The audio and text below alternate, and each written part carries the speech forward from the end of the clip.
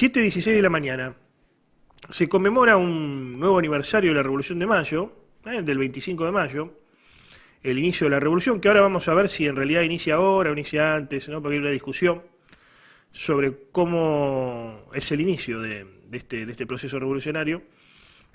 Mañana es 25 de mayo, y esto sirve como disparador para entender dónde estamos y de dónde venimos, básicamente, ¿no? En aquella época también eran momentos de crisis, donde estas tierras, que después se iban a llamar Argentina y que formaban parte del Virreinato del Río de la Plata, estaban con impuestos cada vez más exhaustivos por parte de la metrópoli, más o menos como ahora. No sé si había tantos impuestos, pero no, eran extractivos, eran verdaderamente hasta esclavizantes.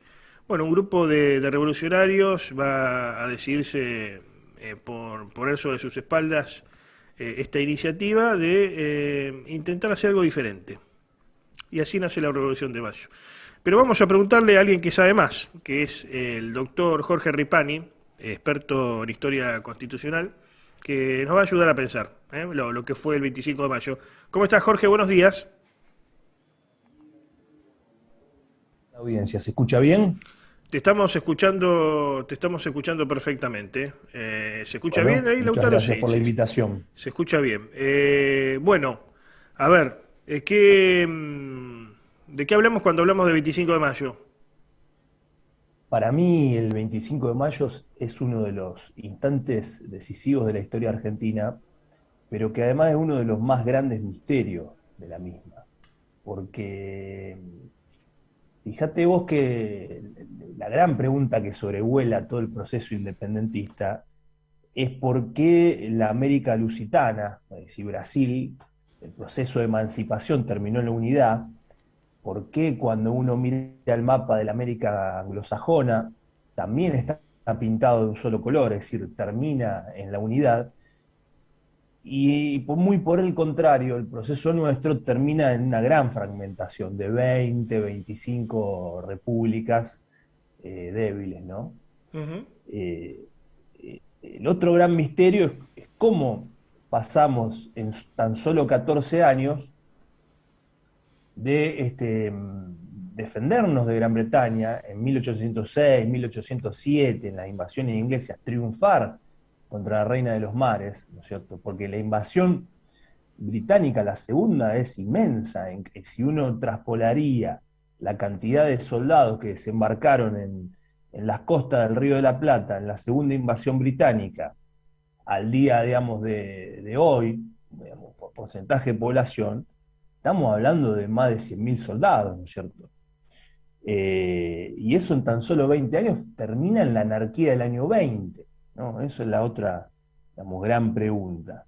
Y fundamentalmente, digamos, ¿cómo termina esto de esta manera, ¿no? En una América anglosajona de un mismo color, en una América brasilera, lusitana de un mismo color, en cambio una América española pintada, macheteada, ¿no es cierto?, en diversos, digamos, países. ¿Cómo es que eso termina? Bueno, el inicio de la Revolución de Mayo me parece que es uno, digamos, de los puntos de partida, digamos, para dónde pensar eso, Antonio. Eh, ¿Cómo era la situación económica del lugar, de lo que luego se llamaría Argentina? Porque, a ver, si esto es como los inmigrantes, sacando las épocas de guerra, o la inmigración, sacando las épocas de guerra, donde por ahí uno es forzado, tiene que salir hacia otro lugar, y en eso, por ejemplo, vería la Argentina, como muchos de nuestros parientes. Pero si, a ver, si uno está bien económicamente, no hace una revolución o no se levanta en armas. Había crisis, había muchos impuestos, había un sector que algunos llaman burguesía o incipiente burguesía que se sentía, ¿cómo podemos decir?, coartada en su posibilidad de progreso, perdón, en su posibilidad de ascenso social, de comercio con el mundo. ¿Cómo era la situación económica?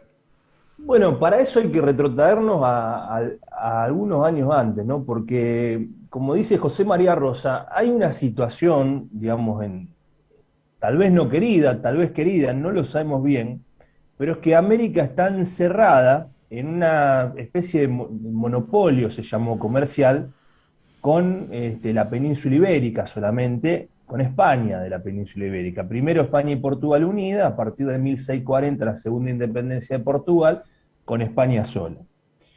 Esa situación de monopolio comercial en realidad le hizo mucho bien, fue un bien para la América española. ¿Por qué? Porque implicó un proteccionismo económico. Entonces había en América una situación, dice Rosa, de casi pleno empleo. Obviamente los empleos eran mal pagos, pero es mejor tener empleo que no tenerlo. Y por otro lado, una cadena protoindustrial hispanoamericana que va de la pampa sudamericana hasta Bogotá, ¿no? Van las mulas, van las carretas de Tucumán, va la yerba mate paraguaya, vuelven telares de los mejores, y encima la industria esta, o esta protoindustria, es una industria de altísima calidad, que en un primer momento, previo a la revolución industrial de las máquinas a vapor inglesa, compite en un plano de igualdad con los mejores productos del mundo. América se bastó a sí misma durante todos estos años. Eh, a partir de la llegada de los Borbones, ¿no? Porque si los Borbones se hacen de la corona española, en una guerra mundial fue la guerra de la sucesión de la corona española, ¿no? Los Borbones son franceses que están acostumbrados a pelear contra España, han peleado toda su vida contra España. Están del otro lado de los Pirineos, en la corona de Francia, y ahora se hacen de la corona, con la ayuda británica, de la corona española. Es decir, a partir de ese momento aparece la frase, no existen más los Pirineos. A partir de ese momento los Borbones comienzan a dictar reglamentos de libre comercio, que era lo que Gran Bretaña proponía para el resto del mundo, menos para ellos mismos, porque Gran Bretaña se había desarrollado gracias a uno de los más férreos proteccionismo económico. Claro, sí, sí, la, Y la, los la, bor la- la gran paradoja del capitalismo, ¿no? Siempre el liberalismo es hacia afuera, pero hacia adentro somos proteccionistas, ¿no? Como es en Estados Unidos, hoy para entenderlo más fácilmente.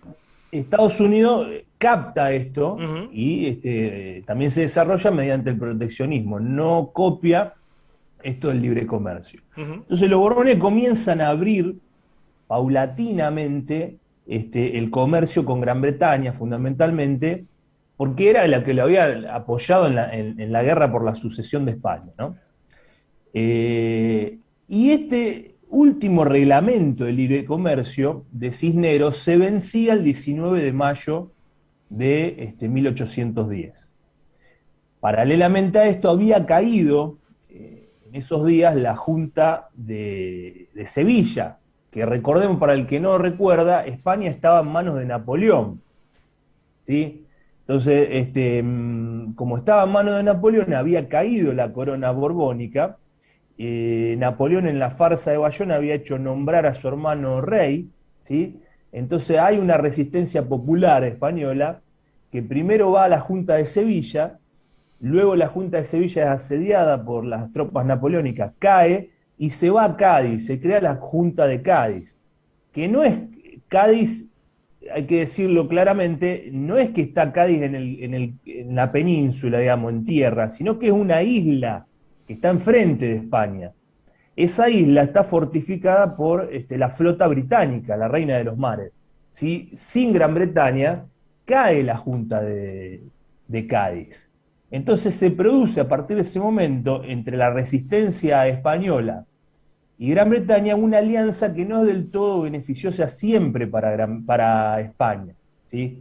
Entonces se exporta el modelo del juntismo, empiezan Ujú. digamos, promover juntas en toda Hispanoamérica.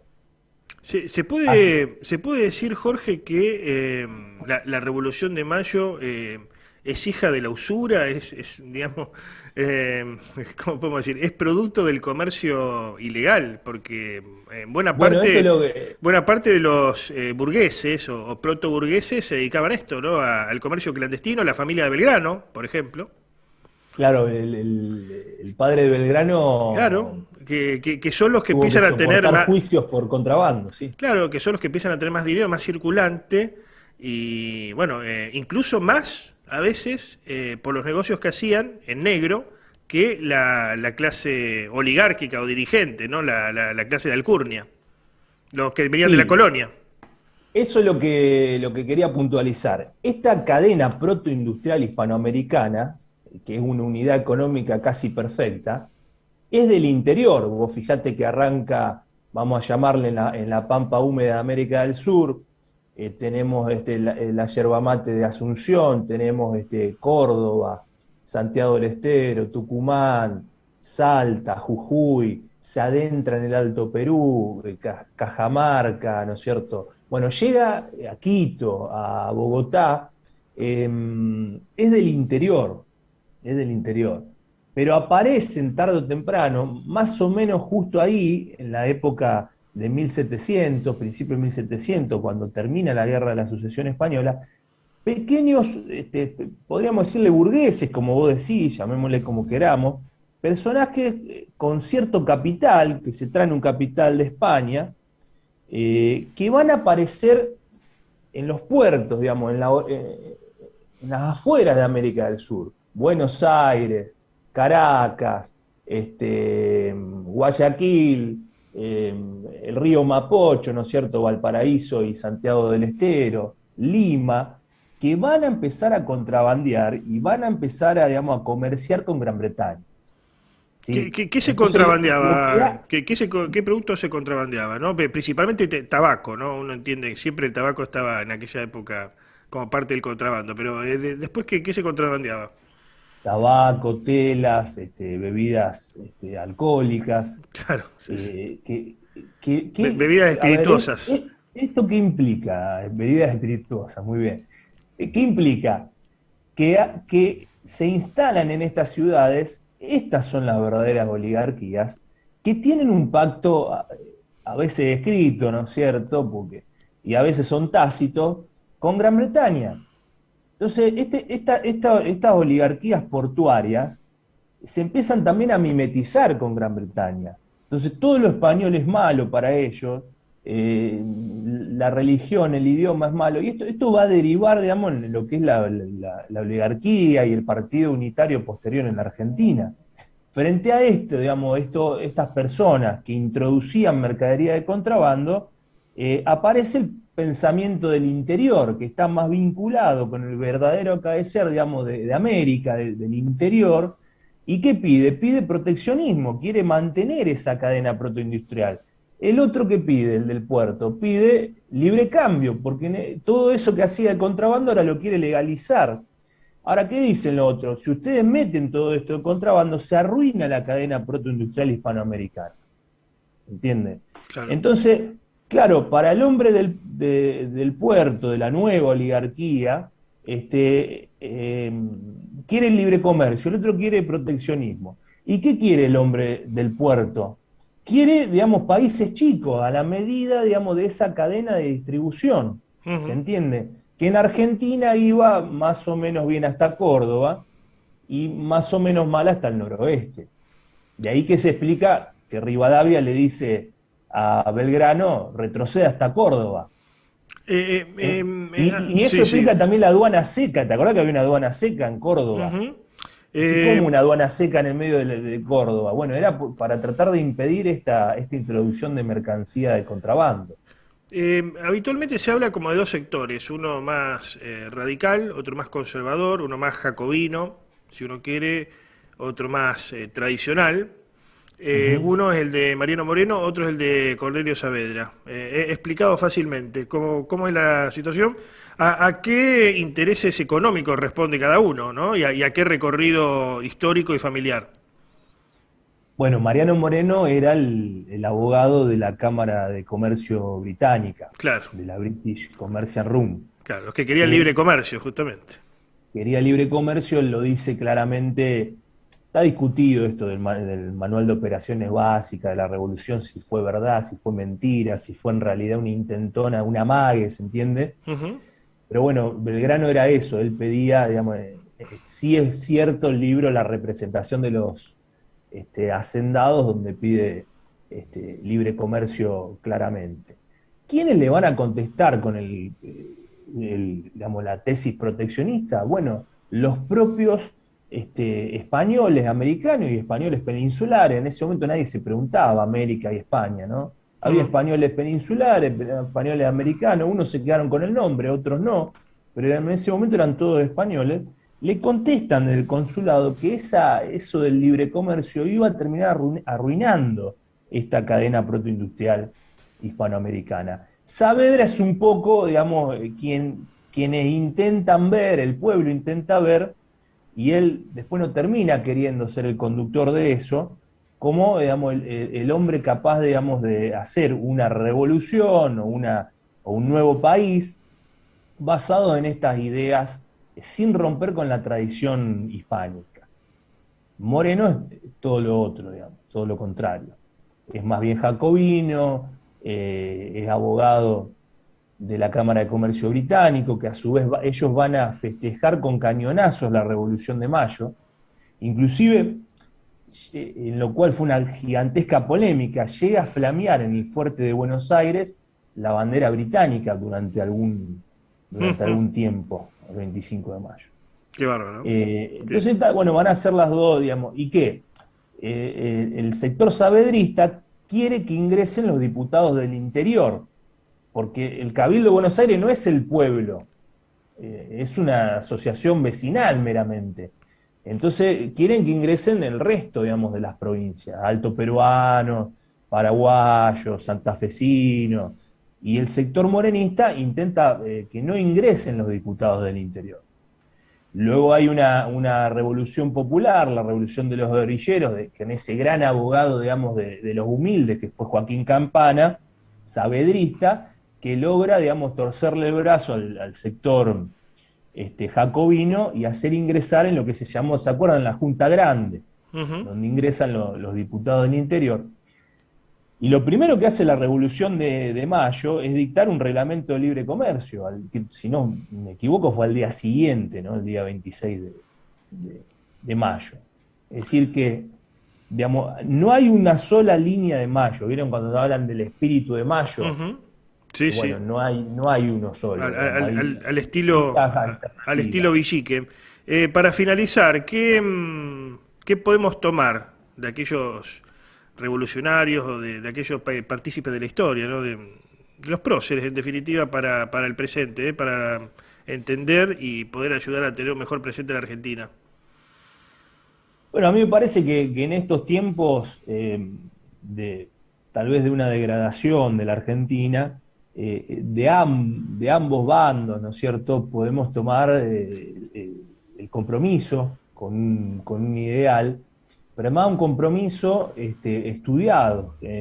Todos escriben muy bien, tienen sus escritos, sus libros, todos son personas que estudian, ¿no es cierto? Entonces me parece que el hecho de la lectura, el hecho de leer y el hecho del compromiso con un ideal de patria, sea cual fuera me parece que puede ser destacable, Antonio. Eran hombres de palabra y acción, ¿eh? No, no solamente de acción, ni Y sí, solamente de porque si palabra. vos ves las memorias de Saavedra están muy bien escritas, los libros de Belgrano son muy buenos también, Ujú. los de Moreno.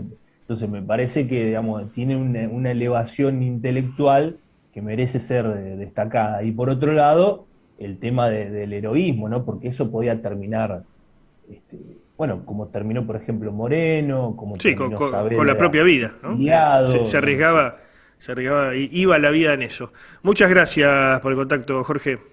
Antonio, abrazo grande, saludo a la audiencia. Adiós.